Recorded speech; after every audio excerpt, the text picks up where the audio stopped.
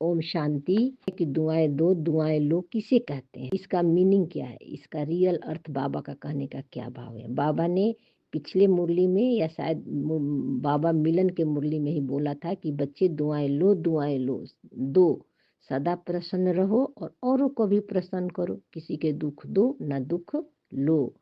तो इसका मीनिंग क्या है, इसका भाव क्या है, इसके पीछे आत्मा के गुणों को देखना है ना, हर आत्मा के गुणों को देखना, उसकी विशेषता को देखना, यही दुआएं देना हो गया है ना।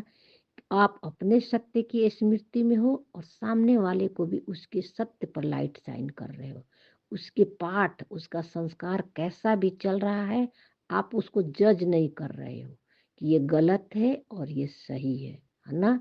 उस टाइम आप अपना स्वयं का चेकिंग करते हो कि उसके पाठ को देखकर हमारे अंदर क्या चल रहा है, ठीक है ना।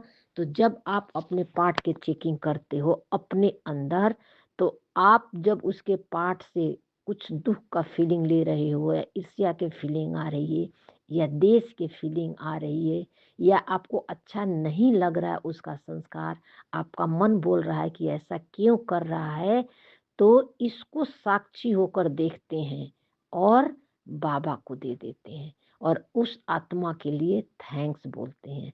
क्यों? क्योंकि वो आत्मा का अगर ऐसा पाठ नहीं होता, ऐसा संस्कार नहीं होता, तो हमें चेकिंग करने का मौका नहीं मिलता। तो वो आत्मा आपके अंदर के कमी कमजोरी दिखाने के लिए उसका पाठ आपके लिए दुआ है ना। तो आपको आपको अपने अंदर की कमी देखी है ना, तो आप उस आत्मा के लिए थैंक्स बोले, तो ये आप उस आत्मा को दुआ दे रहे हो और दुआ ले भी रहे हो। क्यों? क्योंकि जब आप अपने दुख नहीं ले रहे हो तो आपको आपकी वाइब्रेशन उस आत्मा के लिए क्या जा रही है, प्योर वाइब्रेशन जा रही है। तो वे आत्मा भी अपने संस्कारों से धीरे धीरे मुक्त होने लगती है। इसको कहते हैं दुआएं देना और दुआएं लेना, है ना। तो जैसे मान लीजिए कि किसी उनके पाठ को अगर देखते हैं कि हमारे अंदर की कमी दिखती है, अपनी कमी कमजोरी को दिखना, ये मेरे लिए दुआ है ना। और इस उस आत्मा के लिए थैंक्स, उसके लिए दुआ, यही दुआ हो गई है ना। पहले हम क्या करते थे, दुख लेते थे, उसको चेंज करते थे है ना। अब साक्षी होकर देख लेते हैं, तो हम अभी दुआएं के दुनिया में जी रहे हैं है ना।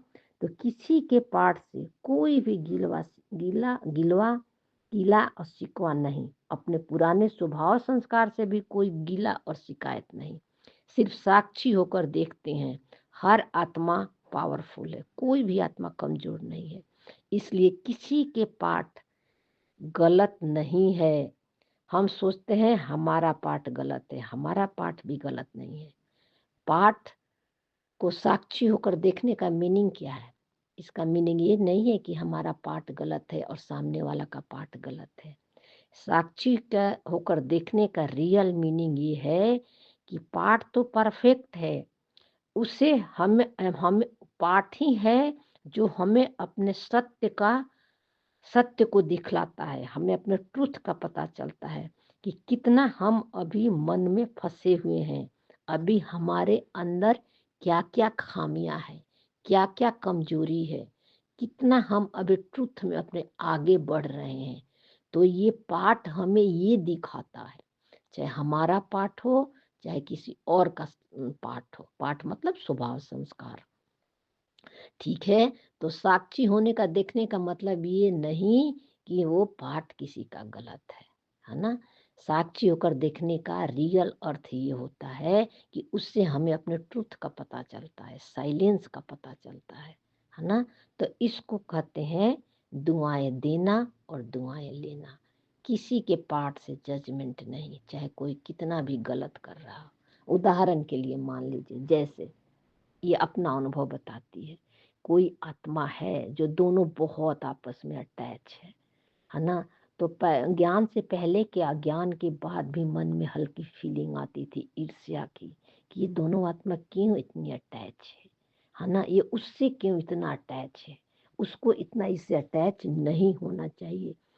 ये हल्की सी ये फीलिंग आती थी, ठीक है। तो फिर उससे क्या होता था, कभी कभी व्यवहार में भी वो आ जाती थी वो फीलिंग, है ना। लेकिन जब साक्षी होकर देखने लगे इस संस्कार को भी, इस संकल्प को भी, तो धीरे धीरे पता चला कि हम जो है उस आत्मा के पाठ को जज कर रहे थे। जजमेंट का संस्कार हमारे में आ रही थी, है ना। तो जजमेंट के संस्कार को हमने साक्षी होकर देखने लगे। तो इससे क्या हुआ कि हमारी तो ईर्ष्यापन समाप्त हो ही गई, है ना।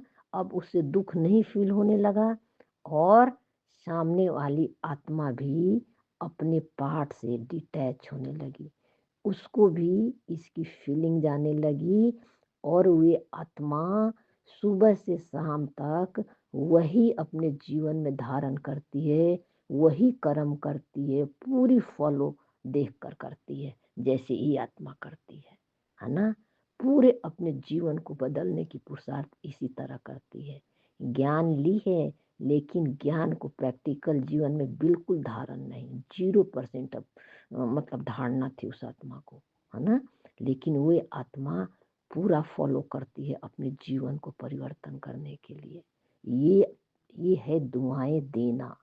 आपको देखकर सामने वाला भी अपने जीवन में अनुशासन और डिसिप्लिन ले आता है, अपने संस्कार को बदलता है, अपने को चेंज करने के लिए आपके स्वभाव संस्कार को फॉलो करता है। जैसे कि ये बाबा बोलता है ना कि ब्रह्मा बाबा के चरित्र को अपने जीवन में धारण करो। तो हम ब्रह्मा बाबा जैसे जीवन जी रहे हैं ना, परिवार में रहते हुए, कि कैसे हमें डिटैच रहना है। शिव बाबा से हम साइलेंस सीखते हैं, और ब्रह्मा बाबा से प्रैक्टिकल जीवन में कैसे सब कुछ करते हुए न्यारे और प्यारे रहना है ना। तो ये होता है दुआएं देना और दुआएं लेना, ठीक है।